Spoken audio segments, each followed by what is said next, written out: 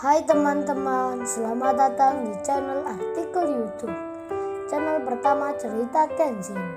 Kali ini admin upload lagi ya. Terima kasih. Kisah pemuda kaya, anak bos besar, pemilik 73 perusahaan yang menjadi cleaning service. Episode 731. Kenshin yang duduk sendiri di pinggir jalan raya menunggu Kaori yang bersama mamanya belanja di supermarket. Kenshin yang tak ikut masuk, memilih bersantai di bawah pohon rindang sambil meminum es dan makan roti. Kenshin tiba-tiba dihampiri wanita. Di belakangnya pun ada pria. Wanita yang mendatangi Kenshin itu bilang pada pria yang mengikutinya, "Hei Marcel, kamu tak usah mengejarku. Ini aku sudah punya cowok baru. Tak usah kamu mendekatiku." Wanita itu duduk di sebelahnya Kenshin dan mengaku pacarnya Kenshin. Marcel itu pun bicara, "Sudah Sania, kamu tak usah pura-pura. Tak usah bersandiwara. Mana mungkin dia pacar kamu? Tak mungkin sekali itu. Aku tahu kamu suka pria yang kaya, yang punya segalanya seperti aku. Ayo Sania, kita kembali ke restoran itu. Aku janji tak akan menghina orang tuamu lagi. Entar aku belikan kamu mobil baru. Kamu pilih mana yang kamu suka. Sebentar lagi kita akan menikah. Jadi tak usah marah kayak begini. Itu papa dan mamamu mencarimu." Sania itu menjawabnya, "Sudah Marcel, aku putus denganmu. Hari ini hari terakhir kita bertemu. Lagian aku sudah punya cowok ini. Aku akan menikah dengannya.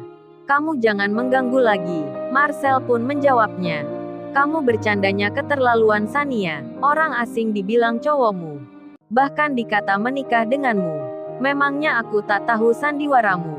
Coba sebutkan nama cowokmu ini siapa memangnya. Kenalkan ke gua ini." Sania pun langsung menjawabnya, "Oh, ini dia, bernama Andri.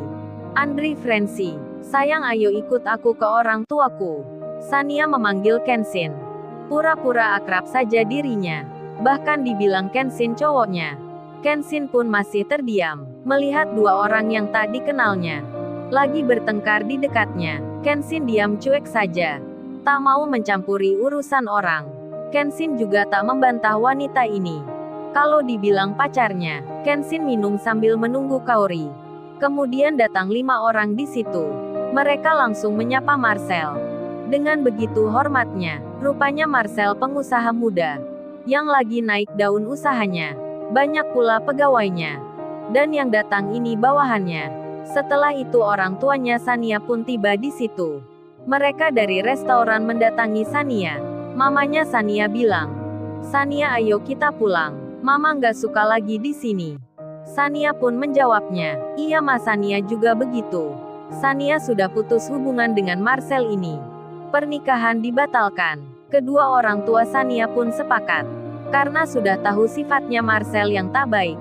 Bukan sekali dua kali, tapi berkali-kali. Hingga papa dan mamanya Sania pun habis kesabarannya. Dan meminta putrinya agar tak melanjutkan pernikahannya. Mereka pun mengajak Sania pulang. Marcel pun marah tak terima.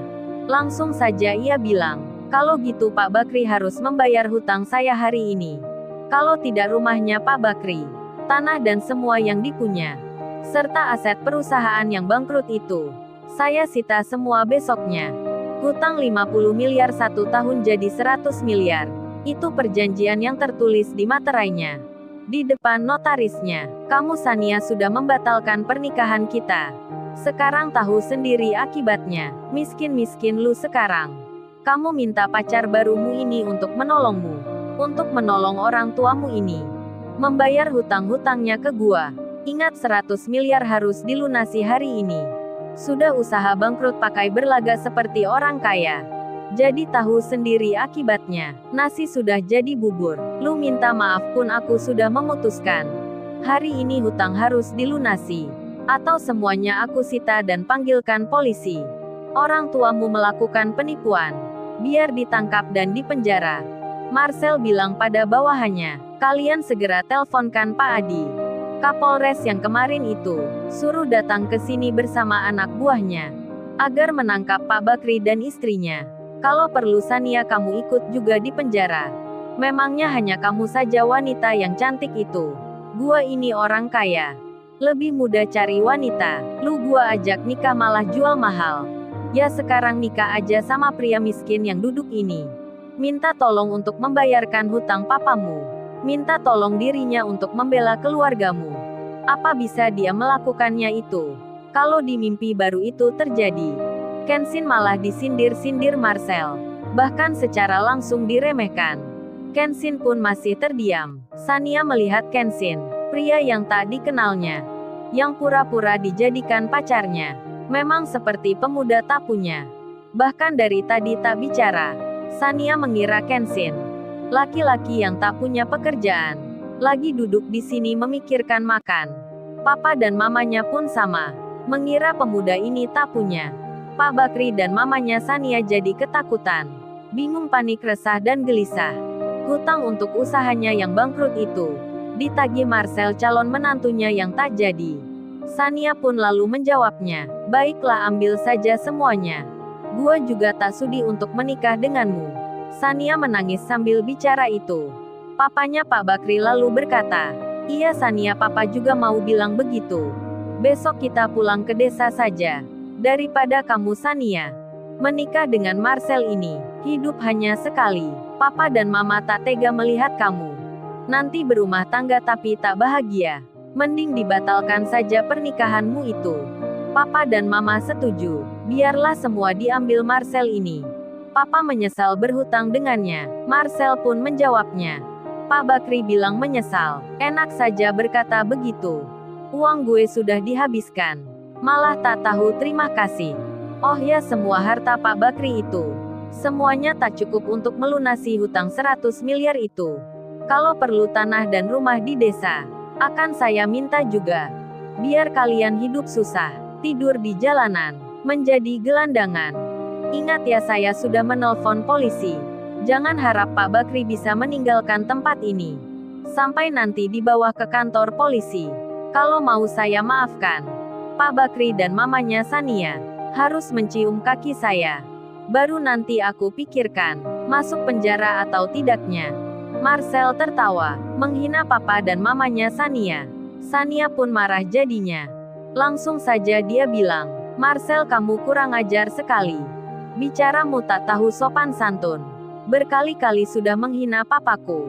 Marcel pun membalasnya. Dirinya berkata, kalau tak ingin dihina ya cepat bayar hutangnya.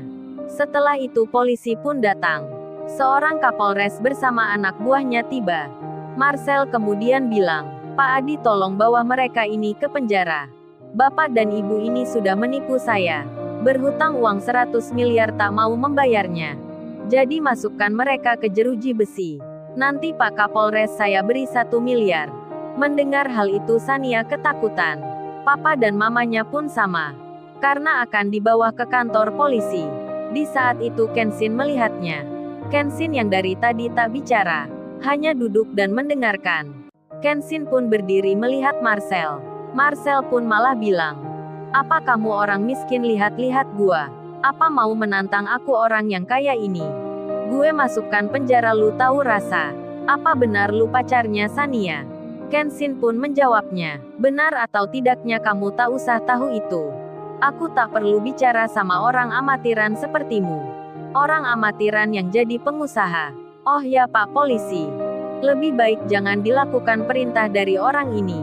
Atau itu akan berbahaya bagi Anda. Pada jabatan serta para anak buah Anda di sini.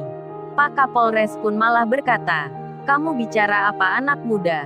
Mengigo atau sedang bermimpi? Berbahaya apa memangnya? Saya ini Kapolres di sini. Pimpinan polisi di wilayah ini. Hahaha, mereka semua tertawa, menertawakan Kenshin. Kenshin pun tersenyum lalu bicara. Bicara pada Pak Bakri dan mamanya Sania.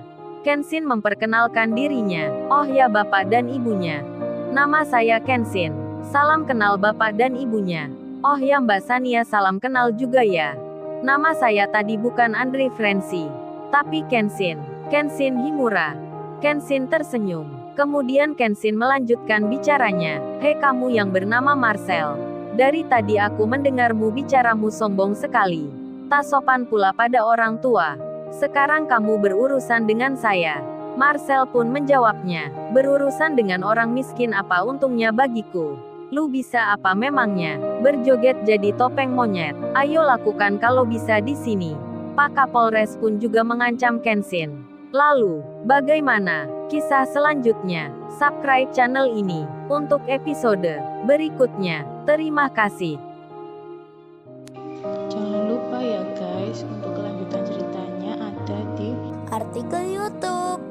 Jangan lupa subscribe ya guys, dan tekan notifikasinya